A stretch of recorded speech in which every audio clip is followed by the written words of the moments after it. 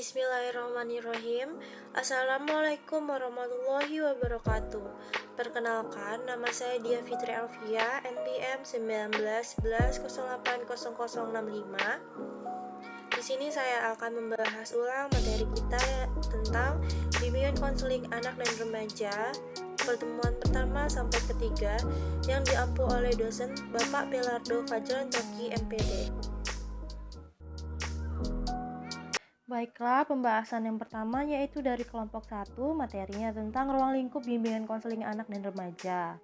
Di sini ada 3 cangkupan membahas tentang pengertian bimbingan konseling anak, pengertian bimbingan konseling remaja, perbedaan bimbingan konseling anak dan remaja dengan masa yang lainnya. Pengertian bimbingan konseling anak yaitu bimbingan konseling anak merupakan proses pemberian bantuan psikologis yang diberikan kepada anak usia dini dalam rangka membantu anak usia dini tersebut agar dapat mengembangkan potensi dirinya sehingga dapat mencapai perkembangannya yang optimal serta dapat memecahkan masalah yang dialaminya. Dan yang kedua yaitu tentang pengertian bimbingan konseling remaja. Menurut Happier 1982, masa remaja berlangsung antara usia 12 sampai 21 tahun bagi wanita dan 13 sampai 22 tahun bagi pria. Yang ketiga yaitu tentang perbedaan bimbingan dan konseling anak dan remaja dengan masa yang lainnya. Di sini ada 3 yaitu bimbingan konseling dewasa, bimbingan konseling lansia, dan bimbingan konseling anak berkebutuhan khusus. Kesimpulannya yaitu, bimbingan konseling anak merupakan proses pemberian bantuan psikologis yang diberikan kepada anak usia dini dalam rangka membantu anak usia dini tersebut agar dapat mengembangkan potensi dirinya sehingga dapat mencapai perkembangan yang optimal serta dapat memecahkan masalah yang dialaminya. Bimbingan konseling remaja adalah proses bantuan yang diberikan konselor kepada individu dengan berbagai strategi yang disesuaikan dengan kebutuhan remaja, sehingga tugas-tugas perkembangan remaja dapat terwujud dengan baik. Bimbingan konseling dewasa adalah bantuan yang diberikan kepada orang dewasa untuk mengatasi kesulitan-kesulitan di dalam hidupnya, agar seorang itu dapat mencapai kesejahteraan hidupnya. Bimbingan konseling lansia adalah suatu proses pemberian bantuan kepada lansia untuk dapat mengatasi masalah-masalahnya, dapat menerima diri, mengembangkan diri, sehingga dapat merasakan kebahagiaan di hidup usia senja. Bimbingan dan konseling bagi ABK atau anak berkebutuhan khusus adalah suatu kegiatan pelayanan bantuan kepada anak berkebutuhan khusus di sekolah oleh guru BK atau konselor secara terencana, terorganisir, terkoordinasi yang dilaksanakan pada periode tertentu, teratur dan berkesinambungan atau berkelanjutan. Baiklah, selanjutnya yaitu materi dari kelompok 2 yaitu membahas tentang hakikat dan urgensi bimbingan konseling anak dan remaja. Di sini ada 4 pembahasan yaitu A. Hakikat urgensi bimbingan konseling, B. Hakikat bimbingan konseling anak, C. Latar belakang diperlukannya bimbingan konseling anak dan remaja, D. Tujuan bimbingan dan konseling umumnya bagi anak dan remaja. Pembahasan yang pertama yaitu ada hakikat dan urgensi BK. Dasar pemikiran penyelenggaraan bimbingan dan konseling di sekolah atau madrasah bukan semata-mata terletak pada ada atau tidak adanya landasan hukum, perundang-undangan, atau ketentuan dari atas. Namun, yang lebih penting adalah menyangkut upaya memfasilitasi peserta didik yang selanjutnya disebut konseling agar mampu mengembangkan potensi dirinya atau mencapai tugas-tugas perkembangan menyangkut aspek fisik, emosi, intelektual, sosial, dan moral spiritual. Selanjutnya yaitu ada hakikat bimbingan konseling anak. Kegiatan bimbingan dan konseling untuk anak usia dini diarahkan untuk membantu anak agar dapat bersosialisasi dengan teman-temannya di sekolah, playgroup, TK, TPA. Misalnya pada saat awal masuk sekolah umumnya, anak-anak mengalami kesulitan bersosialisasi. Maka dengan bantuan guru atau pembimbing, anak dikenalkan dengan teman-temannya yang lain dalam suasana yang menyenangkan, menggembirakan, dan mengasihkan.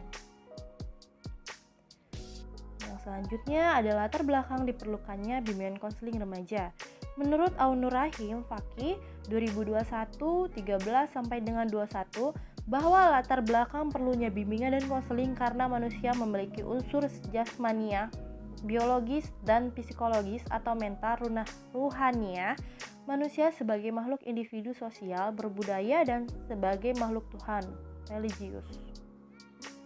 Selanjutnya itu ada tujuan bimbingan konseling anak dan remaja pada umumnya.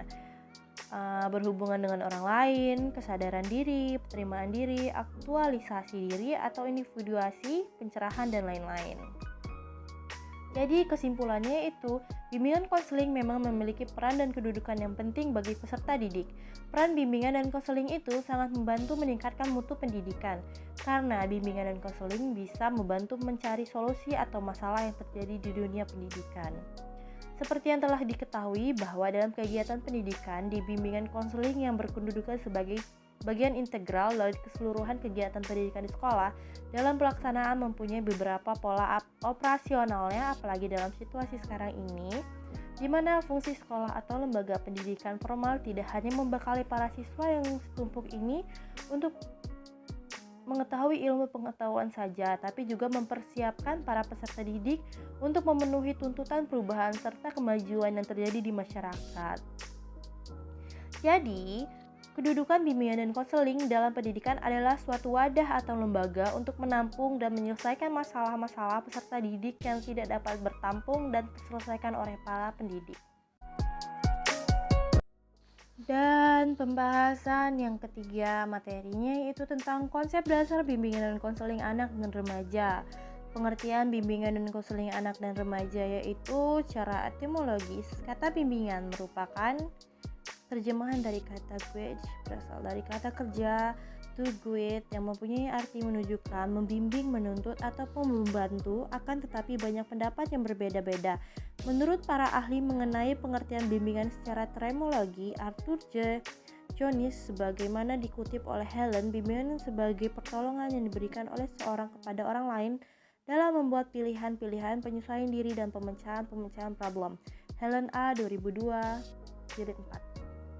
Konseling merupakan proses pemberian informasi yang lebih objektif dan lengkap yang dilakukan secara sistematik berdasarkan panduan keterampilan, komunikasi interpersonal, teknik bimbingan, penguasa pengetahuan klinik yang bertujuan membantu klien mengenali kondisi masalah yang dihadapi klien dan membantu untuk menentukan solusi dan jalan keluar dalam upaya mengatasi masalah-masalahnya. Selanjutnya yaitu tujuan bimbingan dan konseling anak dan remaja. Adanya pemahaman terhadap akar dan perkembangan kesulitan emosional, berhubungan dengan orang lain menjadi lebih mampu membentuk dan mempertahankan hubungan yang bermakna dan memuaskan dengan orang lain. Kesadaran diri menjadi lebih peka terhadap pemikiran dan perasaan yang selama ini ditahan atau ditolak. Penerimaan diri, aktualisasi diri atau individuasi, pencerahan, pemecahan masalah, pendidikan psikologi, memiliki keterampilan sosial, reproduksi, dan aksi sosial. Selanjutnya yaitu ada tujuan konseling anak dan remaja lainnya terbagi menjadi 4. Yang pertama yaitu tujuan fundamental. Tujuan tersebut yaitu memberdayakan anak untuk menghadapi masalah emosional yang menyakitkan. Selanjutnya memperdayakan anak mencapai beberapa tingkatan frekuensi yang berkaitan dengan pemikiran, emosi, dan perilaku. Memberdayakan anak-anak untuk merasa nyaman dengan dirinya. Yang kedua yaitu adalah tujuan orang tua. Tujuan ini dibuat oleh orang tua ketika mereka membawa anak mereka untuk melakukan terapi. Selanjutnya yang ketiga yaitu tujuan yang dirancang oleh konselor. Tujuan ini dirancang oleh konselor sebagai konsekuensi hipotesis yang dimiliki oleh konselor mengenai alasan seorang anak memiliki sikap tertentu. Yang keempat yaitu tujuan anak-anak. Tujuan ini muncul selama masa terapi dan merupakan tujuan yang ingin dicapai oleh anak-anak meskipun biasanya tidak mampu untuk mengatakan secara verbal. Fungsi bimbingan dan konseling anak dan remaja. Fungsi preventif, pencegahan, fungsi penyaluran, fungsi penyesuaian, fungsi perbaikan, fungsi pengembangan. Kesimpulannya yaitu bimbingan dan konseling adalah proses pemberian bantuan masalah yang sedang dialami peserta didik dalam masa pertumbuhan anak dan remaja harus menerima bantuan psikologisnya dalam mengembangkan potensi diri mereka dan mengembangkan pikiran secara optimal dan memecahkan masalah yang sedang mereka hadapi. Tujuan bimbingan dan konseling anak dan remaja ini mengatasi kesulitan anak dan remaja dalam memahami dirinya sendiri, mengatasi kesulitan dalam memahami lingkungannya yang meliputi lingkungan sekolah, keluarga, dan kehidupan masyarakat yang lebih luas, mengatasi kesulitan dalam mengidentifikasi dan memecahkan masalah yang dihadapinya, mengatasi kesulitan dalam menyalurkan kemampuan, minat, dan bakat dalam bidang pendidikan dan kemungkinan pekerjaan yang tepat. Baiklah, sekian penjelasan dari saya. Jika ada salah-salah kata, saya mohon maaf dan kepada Allah saya mohon ampun. Wabillahi taufiq wal hidayah. Wassalamualaikum warahmatullahi wabarakatuh.